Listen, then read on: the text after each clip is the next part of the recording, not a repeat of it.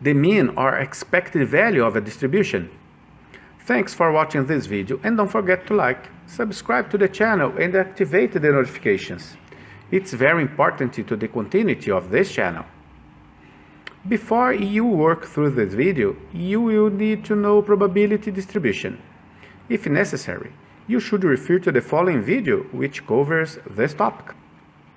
The mean of random variable x, also known as expected value, is the sum of possible outcomes of x, each multiplied by its percent probability of occurrence. In other words, the expected value is the weighted average of the values in a probability distribution if the weight applied to each value is its theoretical probability.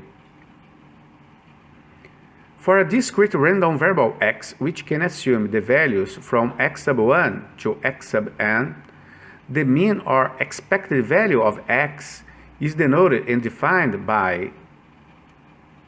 The formula we use to calculate the mean is not the arithmetic mean formula you have used in the past, since it does not require you to divide by the countout values, but rather to multiply each value by the probability of it appearing as an outcome.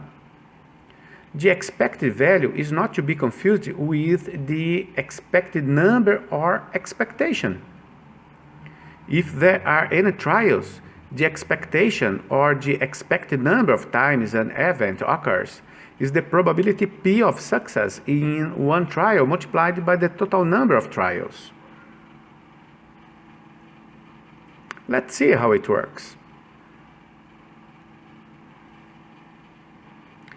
In a town, 12% of the families have 3 children, 50% of the families have 2 children, 20% of the families have 1 child, and 10% of the families have no children. What is the expected value, mean, of children to a family? First, we list the information in the following table and apply the formula to calculate the expected value.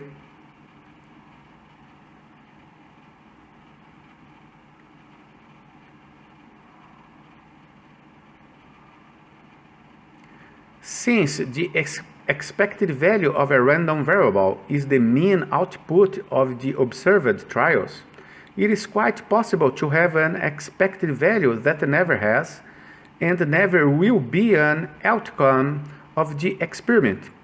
Kind of difficult. A family has 1.56 children.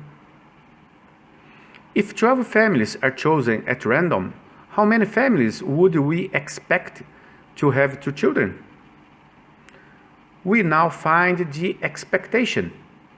We take the probability that event occurs and multiply by the number of trials, 12 in this case.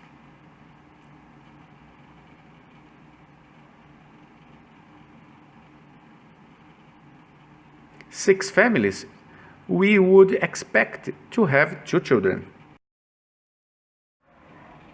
Sometimes it is not enough to know the average or mean value of a data set when trying to get a feel for the trend of the set. It is the same with a random variable. Sometimes you need to know about the spread of a variable to get a better idea of the overall behavior.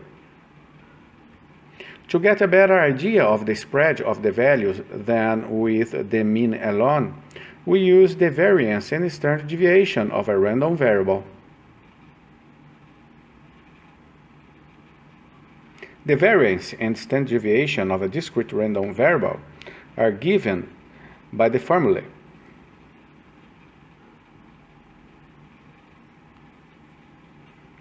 The formula means that first we sum the square of each value times its probability, then subtract the square of the mean.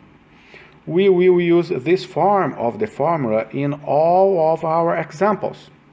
Let's see how this formula works. Consider the previous example. Calculate the variance and the standard deviation. Plug in the values in the formula.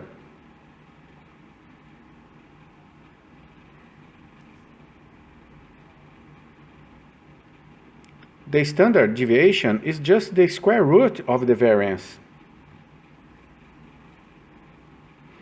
Let's see another example. Consider the following probability distribution. Calculate the variance and standard deviation. First, find the mean or expected value.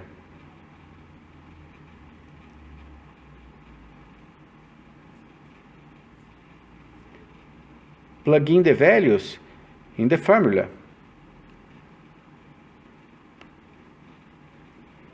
The standard deviation is just the square root of the variance.